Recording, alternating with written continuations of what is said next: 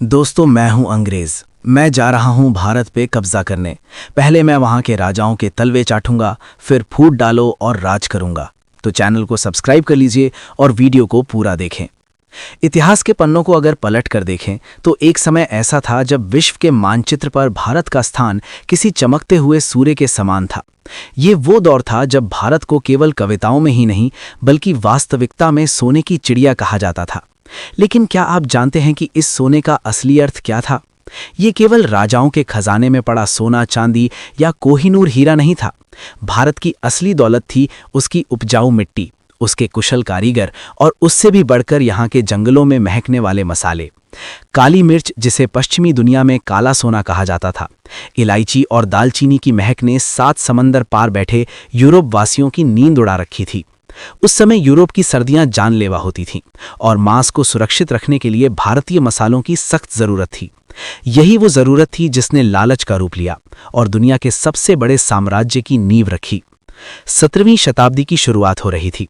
Britain में उस समय गृह युद्ध और आर्थिक तंगी के बादल मंडरा रहे थे। वहां की अर्थव्यवस्था मुख्य रूप से खेती पर निर्भर थी, लेकिन वो नाकाफी साबित हो रही थी। ऐसे में ब्रिटेन के कुछ अमीर व्यापारियों और रईसों ने एक योजना बनाई। उनकी नजरें पूर्व की ओर थी, जहां भारत और इंडोनेशिया जैसे देश मसालों से भरे पड़े थे। तारीख थी 31 दिसंबर 1600। लंदन के एक अंधेरे कमरे में जॉन वॉट्स और थॉमस स्माइली जैसे व्यापारियों ने एक बैठक की। उन्होंने ब्रिटेन की तत्कालीन महारानी एलिजाबेथ प्रथम के सामने एक प्रस्ताव रखा। प्रस्ताव ये था कि उन्हें पूर्वी देशों के साथ व्यापार करने का एकाधिकार दिया जाए। महारानी ने शाही फरमान पर हस्ताक्षर कर दिए और इस तरह जन्म हुआ इतिहास की सबसे खतरनाक कॉरपोरेट कंपनी का, the governor and company of merchants of London trading into the east Indies, जिसे दुनिया ने बाद में ईस्ट इंडिया कंपनी के नाम से जाना। ये केवल एक कंपनी नहीं थी, ये एक ऐसा विचार था जो तराजू लेकर निकला था, लेकिन जिसकी नजरें तलवार पर थीं। ब्रिटेन से भारत का सफर आसान नहीं था। तूफानी समुद्रों, समुद्री लुटेरों और बीमारियों से लड़ते हुए 1608 में एक ब्रिटिश जहाज हेक्टर भारत के पश्चिमी तट पर सूरत बंदरगाह पर लंगर डालता है। इस जहाज से उतरने वाला व्यक्ति था कैप्टन विलियम हॉकिंस। लेकिन अंग्रेजों के लिए भारत का दरवाजा खुला नहीं था। उस समय भारत पर मुगलों का शासन था और समुद्र के रास्तों पर पहले से ही पुर्तगालियों का कब्जा था। पुर्तगाली व्यापारी मुगलों के दरबार में अपनी पैठ बना चुके थे और वे किसी भी कीमत पर अंग्रेजों को यहां टिकने नहीं देना चाहते थे। जब हॉकिंस ने आगरा जाकर मुगल बादशाह जहांगीर से मुलाकात की और व्यापार की अनुमति मांगी, तो पुर्तगालियों के दबाव में जहांगीर ने उन्हें खाली हाथ लौटा दिया। ये अंग्रेजों के लिए एक बड़ा झटका था, लेकिन उन्होंने हार नहीं मानी। उन्हें पता था कि अगर भारत के खजाने तक पहुंचना है तो उन्हें कूटनीति का रास्ता अपनाना होगा। अंग्रेजों ने अपनी रणनीति बदली। 1615 में ब्रिटेन के राजा जेम्स प्रथम ने अपने सबसे चतुर राजदूत सर थॉमस रो को जहांगीर के दरबार में भेजा। थॉमस रो एक साधारण व्यापारी नहीं थे, वे एक मंझे हुए कूटनीतिज्ञ थे। वे अपने साथ ब्रिटेन से मखमली कपड़े, शराब और नायाब पेंटिंग्स लेकर आए थे, जो मुगल बादशाह को लुभाने के लिए काफी थीं। थॉमस रो ने लगभग 3 साल तक मुगलों के दरबार में समय बिताया। उन्होंने जहांगीर को यह विश्वास दिला दिया कि अंग्रेज केवल व्यापारी हैं और उनका उद्देश्य मुगलों की सुरक्षा करना और उन्हें राजस्व देना है। आखिरकार जहांगीर का दिल पसीज गया। उसने वो ऐतिहासिक दस्तावेज जारी किया जिसने भारत के भाग्य को हमेशा के लिए बदल दिया। जहांगीर ने ईस्ट इंडिया कंपनी को सूरत में अपनी पहली फैक्ट्री, कारखाना लगाने की अनुमति दे दी।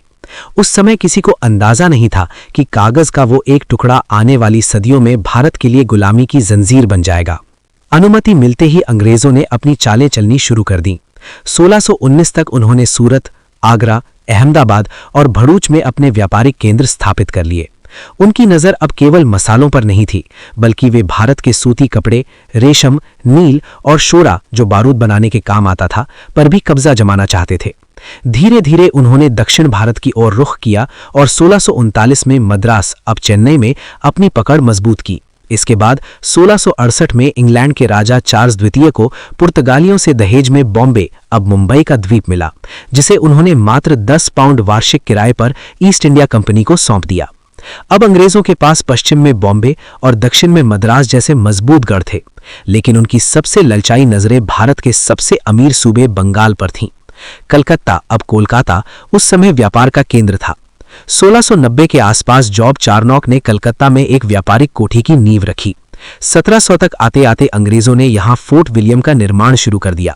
ये केवल एक गोदाम नहीं था, बल्कि एक किलेबंदी थी। 17वीं सदी खत्म होते होते ईस्ट इंडिया कंपनी भारत में अपनी जड़ें जमा चुकी थी, लेकिन अब उनका मुकाबला केवल भारतीय व्यापारियों से नहीं था। फ्रांस की फ्रेंच ईस्ट इंडिया कंपनी और डच ईस्ट इंडिया कंपनी भी भारत की संपत्ति को नोचने के लिए कतार में थी। इन यूरोपीय शक्तियों के बीच भारत की धरती पर कई युद्ध हुए, लेकिन अपनी बेहतर नौसेना और धूर्त रणनीतियों के कारण अंग्रेज सब पर भारी पड़े। सन 1707 में मुगल बादशाह औरंगजेब की मृत्यु हो गई। औरंगजेब के जाने के बाद मुगल साम्राज्य ताश के पत्तों की तरह बिखरने लगा। दिल्ली की गद्दी कमजोर पड़ गई और अलग अलग राज्यों के नवाब और राजा स्वतंत्र होने लगे। अंग्रेजों ने इसी अराजकता का इंतजार किया था। उन्होंने देख लिया था कि भारत के राजा आपस में लड़ रहे हैं, उनमें एकता की कमी है और जाति पाति का भेदभाव समाज को खोखला कर रहा है। अंग्रेज समझ गए थे कि अब समय आ गया है तराजू को एक तरफ रखने का और तलवार उठाने का। वे अब केवल मुनाफा कमाने वाले व्यापारी नहीं रहना चाहते थे, वे अब भारत की जमीन और राजस्व पर अपना अधिकार चाहते थे।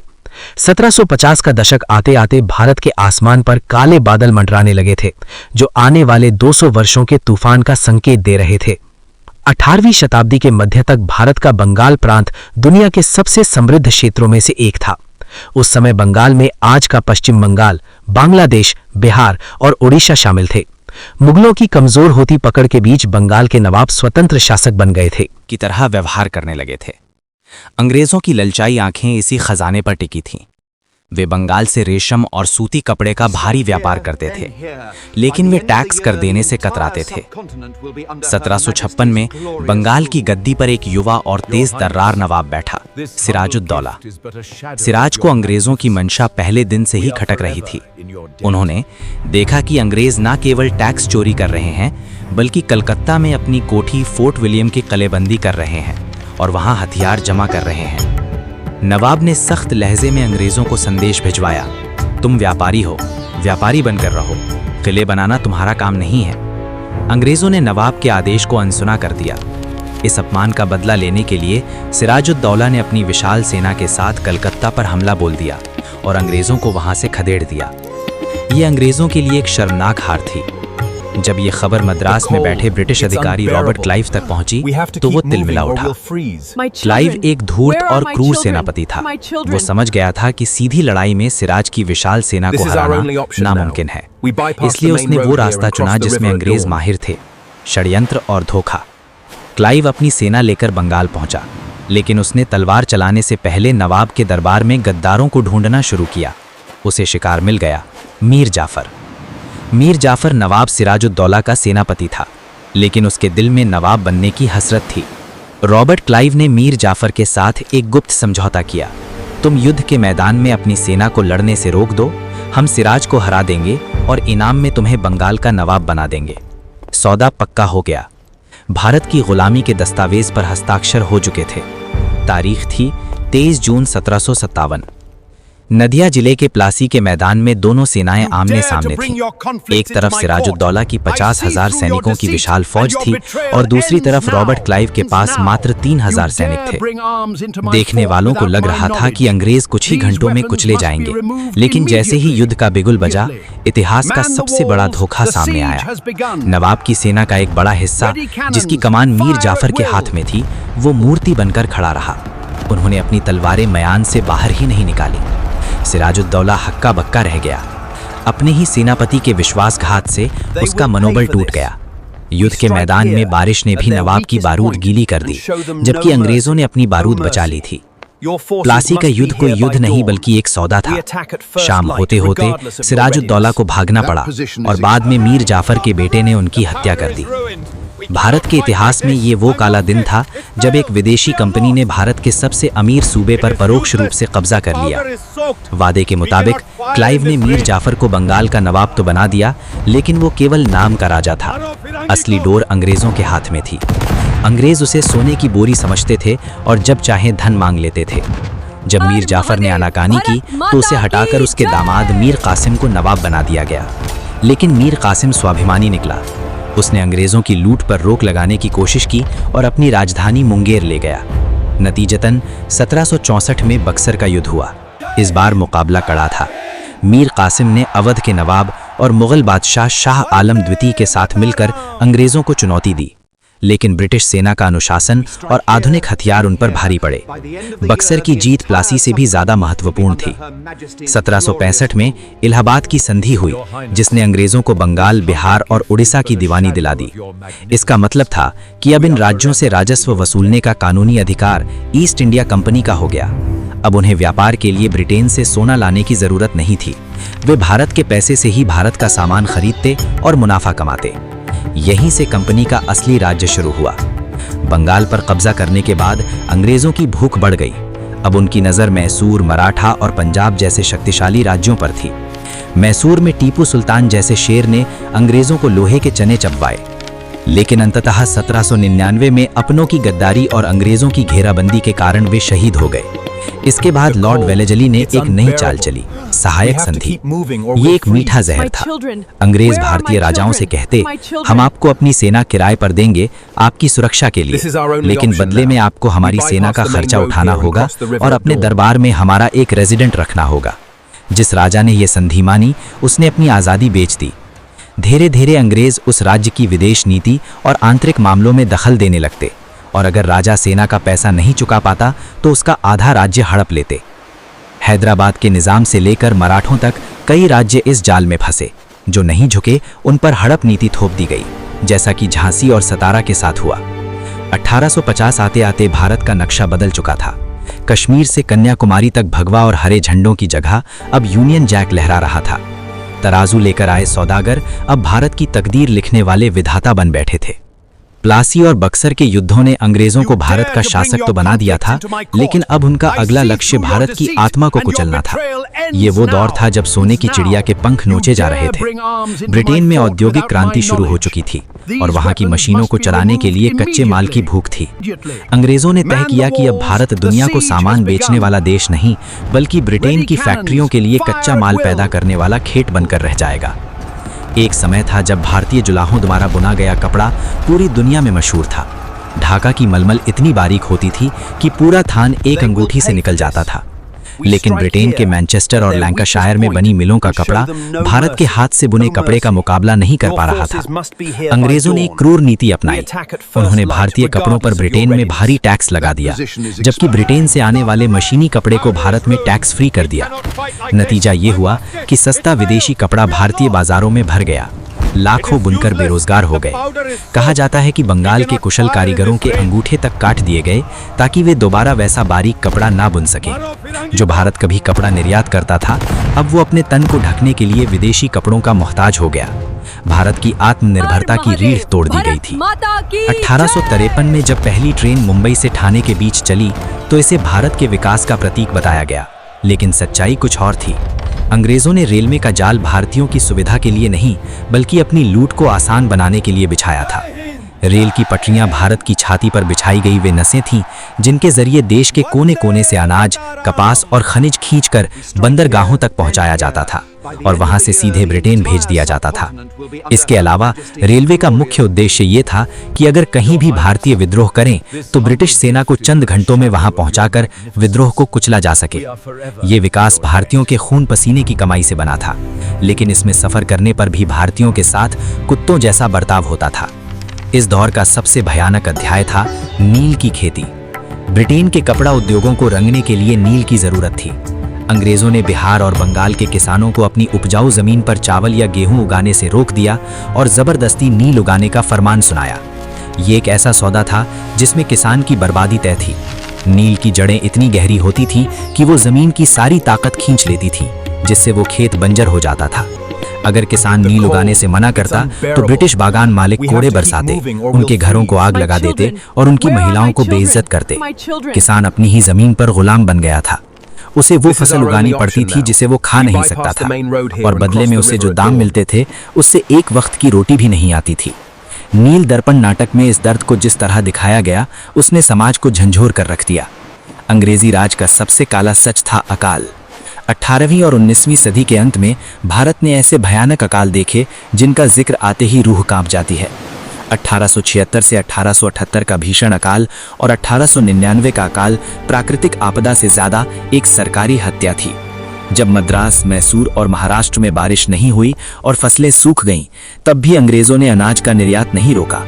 भारत के गोदामों में पड़ा गेहूं और चावल जहाजों में भरकर ब्रिटेन भेजा जा रहा था ताकि वहां के लोग भूखे न रहें और युद्ध के लिए अनाज जमा रहे। इधर भारत में लोग भूख से तड़प तड़प कर मर रहे थे। सड़कों पर लाशों के ढेर लगे थे। लोग पेड़ों की छाल और मिट्टी खाने को मजबूर थे। माएं अपने बच्चों को चंद सिक्कों के लिए बेचने को तैयार थीं ताकि उन्हें एक रोटी मिल सके। एक तरफ भारत में 50 लाख से ज्यादा लोग भूख से मर रहे थे और दूसरी तरफ 1877 में वाइसराय लॉर्ड लिटन दिल्ली में रानी विक्टोरिया के सम्मान में एक भव्य दिल्ली दरबार का आयोजन कर रहा था, जहां शराब और पकवानों की नदियां बह रही थीं। ये दृश्य नीरो के बांसुरी बजाने जैसा था जब रोम जल रहा था। लूट और भूख के साथ साथ अंग्रेजों ने भारतीयों के आत्मसम्मान को भी कुचल दिया था। अब वे भारत में मेहमान नहीं बल्कि मालिक थे। क्लबों और पार्कों के बाहर तख्तियां लटकी होती थीं। कुत्तों और भारतीयों का प्रवेश वर्जित है। रेल के डिब्बों में भारतीयों को अंग्रेजों के सामने बैठने की अनुमति नहीं थी। अंग्रेजों ने अपनी शिक्षा नीति के जरिए एक ऐसा वर्ग तैयार करने की कोशिश की जो रंग और रूप में भारतीय हो, लेकिन सोच और नैतिकता में अंग्रेज हो। उनका मकसद ऐसे क्लर्क बाबू पैदा करना था जो उनके प्रशासन को चला सकें, ना कि ऐसे नागरिक जो सवाल पूछ सकें। इतना अत्याचार सहने के बाद भारत की धरती अब कांपने लगी थी। किसानों का गुस्सा, राजाओं का खोया हुआ राज्य, सैनिकों का अपमान और आम आदमी की भूख, ये सब बारूद के ढेर की तरह जमा हो रहा था। लोगों को समझ आ गया था कि ये विदेशी शासक उनके कभी नहीं हो सकते। ये अंधकार का युग अपने चरम पर था और जैसा कि कहा जाता है, रात जितनी काली होती है, सवेरा उतना ही करीब होता है। भारत के सीने में दबी ये आग अब ज्वालामुखी बनकर फटने वाली थी। 1857 की क्रांति हालांकि कुचल दी गई थी, लेकिन उसने ये साबित कर दिया कि भारत अब चुप नहीं बैठेगा। 19वीं सदी का अंत होते होते कांग्रेस की स्थापना और नए विचारकों के उदय ने आज़ादी की लड़ाई को एक नई दिशा दे दी थी। सदी बदल रही थी और उसके साथ बदल रहा था भारत का मिजाज। अब भारत वो लाचार देश नहीं था जो केवल सहना जानता था। 1857 की क्रांति, जिसे अंग्रेजों ने सिपाही विद्रोह कहकर खारिज कर दिया था, दरअसल वो आज़ादी की पहली सामूहिक हुंकार थी। मंगल पांडे की बंदूक से निकली उस एक गोली ने बैरकपुर में जो चिंगारी जलाई, उसने रानी लक्ष्मीबाई, तात्या टोपे और कुंवर सिंह जैसे सूरमाओं के जरिए पूरे उत्तर भारत को जला दिया था। भले ही अंग्रेजों ने उस विद्रोह को अपनी क्रूरता से दबा दिया और ईस्ट इंडिया कंपनी की जगह सीधे ब्रिटिश क्राउन, महारानी विक्टोरिया का शासन लागू कर दिया, लेकिन भारतीयों के दिलों से डर हमेशा के लिए खत्म हो चुका था। 20वीं सदी की शुरुआत में अंग्रेजों ने फूट डालो और राज करो की नीति को और तेज कर दिया। 1905 में बंगाल का विभाजन इसी साजिश का हिस्सा था, लेकिन अंग्रेजों की क्रूरता की सारी हदें तब पार हो गईं जब बैसाखी का दिन आया। 13 अप्रैल 1919 अमृतसर के जलियांवाला बाग में हजारों निहत्थे लोग, बच्चे, बूढ़े और महिलाएं शांतिपूर्ण सभा कर रहे थे। तभी जनरल डायर अपनी फौज के साथ वहां पहुंचा।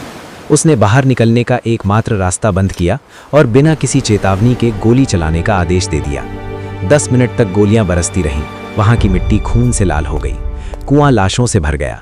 इस नरसंहार ने भारत की अंतरात्मा को झकझोर दिया। अब भारत सुधार नहीं चाहता था, अब उसे पूर्ण स्वराज्य चाहिए था। इस घटना ने एक 12 साल के बच्चे भगत सिंह के मन में क्रांति के बीज बो दिए और रविंद्रनाथ टैगोर जैसे शांत कवियों को भी अपनी सर की उपाधि लौटाने पर मजबूर कर दिया।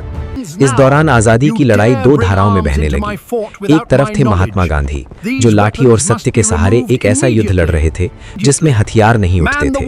उनका असहयोग आंदोलन और दांडी यात्रा, नमक सत्याग्रह अंग्रेजों के लिए पहेली बन गए थे। अंग्रेज गोलियां चला सकते थे, लेकिन उन निहत्थे लोगों का क्या करते जो हंसते हंसते जेल जाने को तैयार थे। गांधी जी ने आम आदमी को यह एहसास दिलाया कि मुट्ठी भर अंग्रेज करोड़ों भारतीयों पर तभी तक राज कर रहे हैं जब तक हम उन्हें करने दे रहे हैं। दूसरी तरफ थे वे दीवाने जो अपनी जवानी देश पर कुर्बान करने को बेताब थे। चंद्रशेखर आजाद, भगत सिंह, राजगुरु सुखदेव और राम प्रसाद बिस्मिल। इनका मानना था कि बहरे कानों को सुनाने के लिए धमाकों की जरूरत होती है। काकोरी में सरकारी खजाना लूटने से लेकर असेंबली में बम फेंकने तक इन क्रांतिकारियों ने अंग्रेजों की नींद हराम कर दी। जब 23 साल के भगत सिंह ने फांसी के फंदे को चूमा तो उनके चेहरे पर मुस्कान थी। उनकी शहादत ने देश के हर युवा को बारूद बना दिया। 1939 में दूसरा विश्व युद्ध शुरू हुआ। हिटलर की सेना ब्रिटेन पर कहर बरपा रही थी। अंग्रेज कमजोर पड़ रहे थे। इसी मौके का फायदा उठाने के लिए भारत के शेर सुभाष चंद्र बोस देश से बाहर निकले। उन्होंने नारा दिया, तुम मुझे खून दो, मैं तुम्हें आजादी दूंगा। उन्होंने जापान और जर्मनी की मदद से आज़ाद हिंद फौज को फिर से खड़ा किया।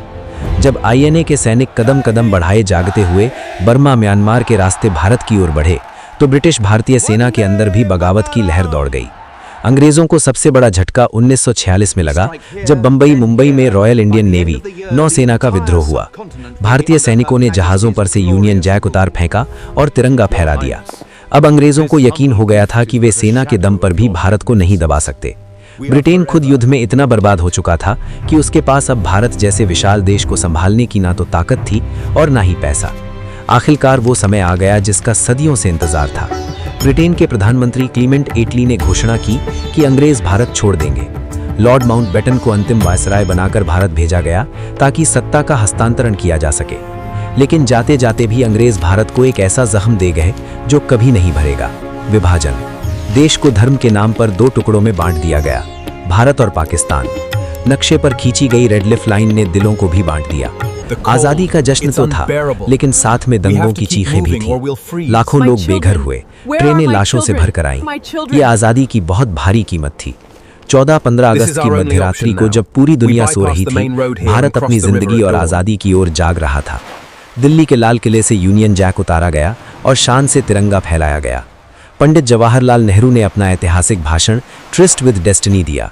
वे अंग्रेज जो 350 साल पहले एक तराजू लेकर सूरत के तट पर भीख मांगने आए थे, आज अपने जहाज लेकर वापस लौट रहे थे। वे अपने पीछे एक ऐसा देश छोड़ गए थे जो आर्थिक रूप से कंगाल था, सामाजिक रूप से बटा हुआ था, लेकिन जो अब आज़ाद था। ईस्ट इंडिया कंपनी और ब्रिटिश राज का इतिहास हमें ये सिखाता है कि जब हम अपने घर के झगड़ों में उलझते हैं तो बाहरी शक्तियां उसका फायदा उठाती हैं। भारत को सोने की चिड़िया से एक गरीब देश बनाने वाले अंग्रेज चले गए, लेकिन वे अपने पीछे लोकतंत्र, रेलवे और एक ऐसा राष्ट्र छोड़ गए जिसने अपनी राख से दोबारा उठना सीखा। आज भारत फिर से विश्व पटल पर एक महाशक्ति बनकर उभर रहा है। You dare bring arms into my fort without my knowledge. These weapons must be removed immediately. Man the walls, the siege has begun. Ready cannons, fire at will.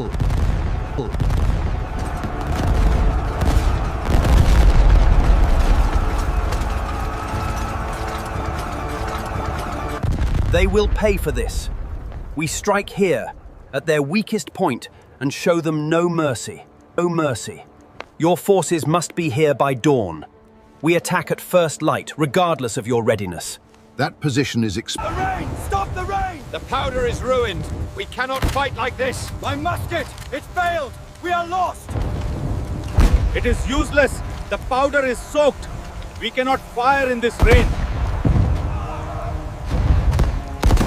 मारो फिरंगी को!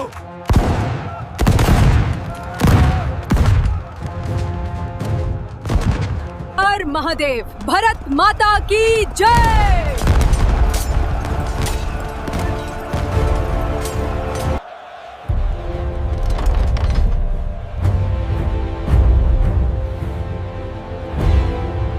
जय हिंद! जय हिंद! वंदे मातरम!